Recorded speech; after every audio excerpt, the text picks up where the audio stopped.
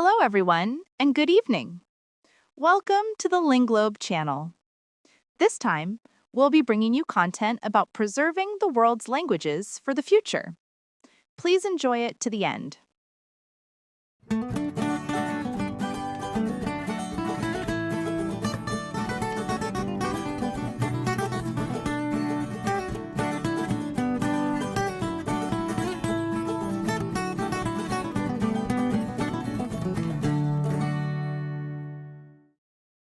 Welcome to Linglove Voice.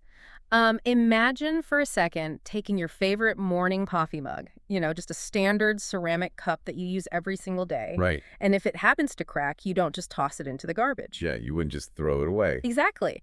Instead, you hold this sacred, intricate ceremony to thank it for its service, carefully sending its soul back to the heavens. Which is just, it's such a beautiful concept. It really is. Usually when we look at the modern world around us, we sort of treat our environment as a massive warehouse. A forest is just uncut timber, a river is just a water supply, and our tools are, well, they're totally disposable. Right, it's an incredibly fragmented way of viewing reality. We put ourselves in one box, and we put the natural world in another, completely separate box. Yeah, but today, the Linglove materials are pulling us entirely out of that utilitarian mindset.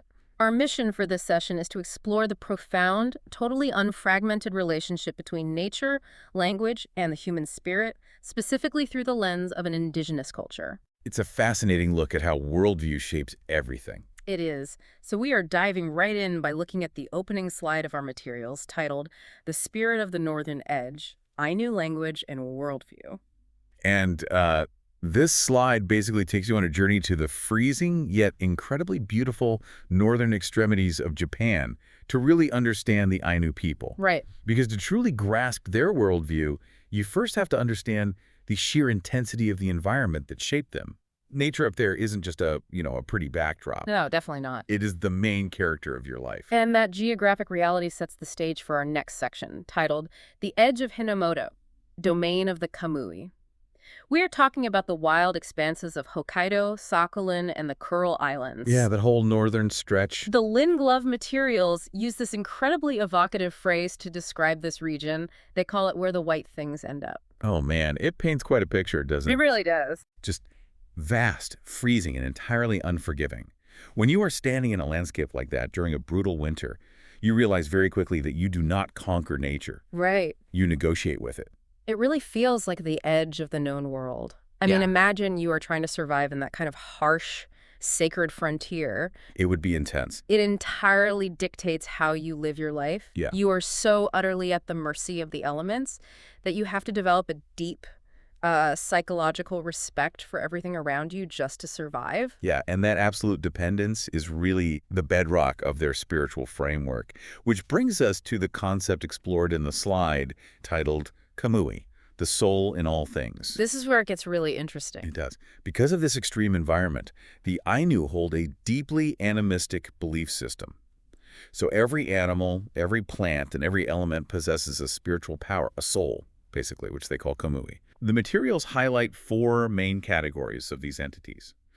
You have the bear, who acts as the god of the mountain, the salmon, the god of the river, the fire, serving as the goddess of the hearth, and interestingly, tools. Okay, wait, I have to pause and try to wrap my head around that last one. Yeah, it throws people off. I mean, a bear or a rushing river having a powerful spirit makes total sense to me in an animistic framework. But man-made objects, like a carved wooden bowl or a hunting knife, houses a divine spirit. Exactly.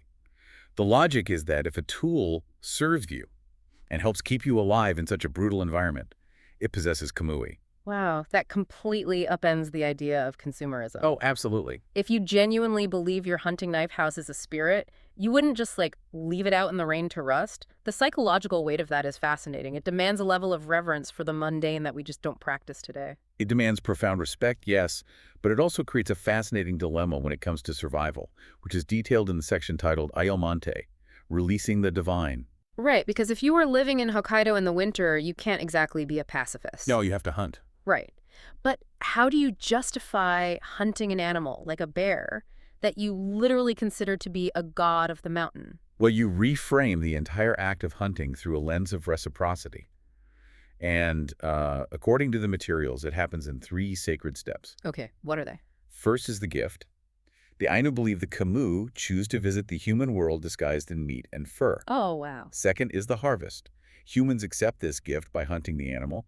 And third is the return, which is the Iomante itself. The sending ceremony. Exactly. It's a highly sacred ceremony that releases the spirit of the animal back to the divine realm, ensuring it will want to return again in the future. So it completely removes the guilt or the dominance from the act of hunting. You aren't conquering the animal. Right, not at all. You are receiving a guest who brought you gifts. You basically become a grateful host. Precisely.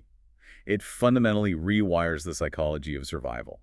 And a worldview that complex and unique requires a highly specialized way to express it, which we see in the slide titled An Ancient Isolate, Origins of the Ainu Tongue. Which is fascinating because, just like their worldview, their language stands entirely alone. It really does. The Ainu language is what linguists refer to as an ancient isolate. Meaning it's not related to anything else? Exactly. There is absolutely no confirmed genealogical relationship to any other language on Earth. It's like a biological Galapagos island, but for language? That is a perfect way to put it. It evolved completely on its own terms because of that physical isolation we talked about.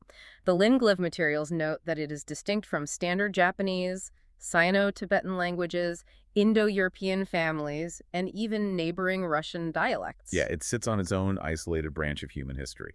And peeling back the mechanics of how it functions gives us incredible insight, as we see in the slide titled, The Architecture of the Spoken Word. Right, and when you contrast it with standard Japanese, the structural differences are just massive. Oh, for sure. Standard Japanese relies heavily on particles, little structural words, and has a wide array of consonants. Ainu, however, is heavily verb-centered. So the action is the focus. Exactly. Instead of using particles, it relies on conjugation, packing huge amounts of meaning directly into the action of a sentence, and uses relatively few consonants. They do share the 5 core vowels, though, right? The A, I, U, E, O. They do, yeah. And what's truly remarkable is that even as the language has faded from daily conversational use, its geographic footprint is permanently stamped onto the region. Like in the map itself. Yes, many modern Hokkaido place names are actually direct descendants of this Ainu linguistic architecture. For instance, the city of Sapporo literally translates from Ainu as dry great river. Oh, that's amazing. The land itself still speaks the language. It really does. Well, moving from grammar into human connection, we have a section that really stopped me in my tracks, titled Voices of the Wild, the Language of Respect. This part is so beautiful. It really is. The materials share a few specific phrases like Iare kuro means thank you, Apuno en means goodbye or see you again. But their greeting is what blew my mind. Oh, is unkarapte. Irankarapte. We translate it basically as hello, but the Linglyv materials highlight that the literal translation is, let me get this right, let me gently touch your heart. It's a striking way to address someone, isn't it? It's incredible. Think about the last time you greeted a coworker or a barista. It's usually a transactional hi or a head nod. Yeah, just passing by. Right. But let me gently touch your heart acknowledges the actual spirit, the Kamuy living inside the person standing in front of you. It is radically intimate. It is, and that intense power of the spoken word doesn't just apply to daily greetings. It was the sole mechanism they used to preserve their entire civilization. Let's look at the slide titled Yukar, the Rhythmic Epics of Gods and Heroes. Right, because we have to remember, this was a culture with no native writing system. None at all. Ainu history, their societal laws, their complex, animistic worldview, none of it was ever written down natively. It was entirely spoken. The human voice was the literal vessel of the culture. Yeah, exactly. They utilized 2 epic forms of storytelling, rhythmically performed and memorized with absolute, staggering precision. You have the Yukar, which are heroic epic narratives focusing on humans. Okay. And then you have the Kamuy Yukar. And the Kamuy Yukar are the mythological stories told specifically from the first-person perspective of the gods themselves, right? Yes. I mean, imagine the mental discipline that requires.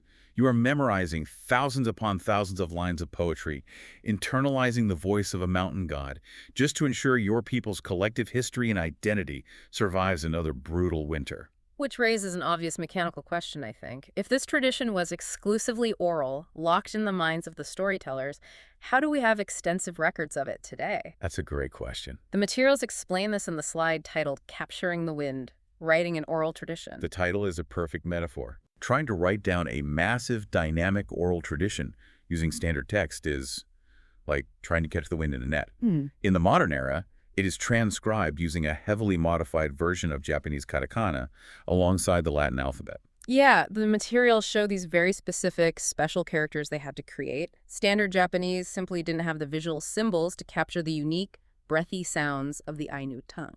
And this highlights how modern tools can serve an ancient purpose. This writing system acts as a vital bridge for both linguistic research and cultural preservation. Because without it. Exactly. Without it, we'd lose it. It allows us to pin the wind of their spoken voice to a page so that those epics aren't completely lost to the march of time. Now, transitioning from preserving the culture stories to preserving the physical human body, we arrive at the section titled Woven Protection, Attus, and Sacred Patterns. The clothing. Yeah. We are introduced to a highly durable traditional fabric called Attus, which is woven directly from tree bark fiber, but it is the visual design on the fabric that is so purposeful. The aesthetics are deeply, practically functional. The materials highlight two sacred patterns used on their garments. First is the moire. These are swirling, continuous spiral designs. Like circular patterns. Yeah, and symbolically, they represent continuity, but practically they are meant to act as a labyrinth to trap and confuse evil spirits before they can reach the wearer's skin. That is so cool. It's like a visual security system. It really is. And then you have the ayus, which are these sharp, thorn-like patterns placed very strategically at the cuffs and hemlines. They are designed to actively repel harmful forces trying to enter through the openings of the clothes. Yes. So the edges of the clothing are the vulnerabilities, and that's exactly where you place the armor. It is entirely a wearable spiritual membrane.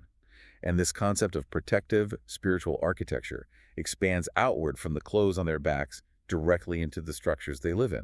We see this detailed in the slide titled Cise, the hearth at the center of the world. The Cise being the traditional Ainu home. Yes, and it is meticulously organized around their relationship with nature. The absolute heart of the Cise is the central hearth. This is the sacred domain of the fire goddess we discussed earlier. Right. And directly across from the entrance is the sacred window. This window is always, without fail, positioned facing the mountains, specifically designed as a pathway to allow the Kamuy to enter and exit the home freely. So the house isn't a fortress designed to block nature out. It acts more like a physical filter, channeling the divine environment into the home. Precisely. And the Cise serves as the base camp for what the materials call the daily life matrix. This was their intense survival routine, salmon fishing in the rushing rivers, deer and bear hunting in the mountains, and foraging for wild plants. It was a fiercely demanding matrix. To survive it, you needed incredible physical resilience and, honestly, specialized muscle memory. Which makes you wonder, how do you train a child for that kind of grueling reality? Yeah, how do you teach that? Right. The materials answer this beautifully in the slide titled Training for the Wild, Traditional Games. It turns out their playtime was essentially disguised survival training. Absolutely. The games were biomechanically and psychologically purposeful. We have 4 key examples in the materials. First is Ikupasu Ape, which involves throwing wooden prayer sticks over long distances. So not just a game. No, this wasn't just play. It built the exact arm strength and motion needed for hurling a spear. Then there's Ukuk, a bow and arrow play that develops a hunter's pinpoint precision and visual focus. There is also Ikaripa, a wood-based ring toss game meant to build critical hand-eye coordination. Right. And finally, Pora Rimzi and Yukar Kuruda. These are circle dances and storytelling memory games. They weren't just passing the time, they built rhythm, collective memory, and crucial communal unity. Which is vital. If you didn't know how to work seamlessly as a group, you simply wouldn't survive the freezing months. Exactly. But, as history often shows us, that balanced, tightly woven traditional lifestyle eventually faced overwhelming outside threats. This brings us to a stark historical shift in the materials, outlined in the slide titled Shadows over Izo, the Era of Assimilation. The historical facts presented here are a very clear, objective look at systemic cultural disruption. It started centuries ago during the Edo period with the expansion of Japanese or Wajin contract trading. Right. The Matsume domain began heavily disrupting traditional Ainu trade routes and lifestyles. Then, as we move into the Meiji era, Hokkaido underwent rapid, aggressive development. This new infrastructure strictly limited traditional Ainu land use and stripped away their vital hunting rights. And the most devastating blow arrived in 1899 with the Hokkaido Former Aborigines Protection Act. It's wild to see the word protection in that title because the materials explicitly state this act strictly enforced assimilation. Yeah, it was the opposite of protection. It systematically accelerated the decline of the Ainu language and stripped away their traditional customs. It was an era where the vibrant voice of the culture was deliberately and systematically silenced. But the history of the Ainu does not end in the shadows. Thankfully, it doesn't.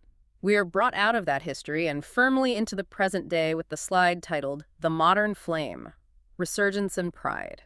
The culture is actively reclaiming its voice. Yes, the materials highlight two major legislative milestones in this modern revival. First, the 1997 Ainu Culture Promotion Act, followed by a massive historic step forward with the 2019 Ainu Policy Promotion Act. That was a big one. Huge. It finally provided official recognition of the Ainu as an indigenous people of Japan. And the physical embodiment of this modern resurgence is a place called Upopoy. It is the National Ainu Museum and Park located in Shiroi. Oh, it was a beautiful facility. It serves as a vibrant, living hub for language education, traditional dance, which is known as rims, and broad cultural preservation. The flame of that central hearth is very much still burning. It is. Which leads us to the final synthesis of our entire journey through the Lin Glove materials. We arrive at the concluding slide, titled The Eternal Cycle: Nature, Word, and Spirit. So if we step back, how do the hunting rituals, the spiral clothing, the oral epics, and the modern revival all actually connect? They connect through the realization that the Ainu world cannot be fragmented. It is a single, unbroken system. The harshland births the Kamuy. The Kamuy provides sustenance for the people. The people honor that gift through the spoken word of the Yukar, and that spoken word is kept safe by the warmth of the fire inside the Cise. It's an eternal loop, a continuous cycle of physical survival, deep mutual respect, and the incredible endurance of the human spirit existing right there at the edge of the world. Exactly. The ultimate takeaway here is that when you truly believe the world around you is alive, possessing its own soul and agency, you cannot help but treat every interaction with profound reverence. It makes you realize that if you could learn to treat the mundane objects in your own daily life, your tools, your meals, your neighborhood, with even a fraction of the reverence the Anu show the Kamuy, it might just cure much of the modern world's underlying feeling of disconnection. Thank you. Thank you for watching until the end. We will continue to bring you many more languages from around the world. Please subscribe to our channel. See you next time on the Ling Globe channel.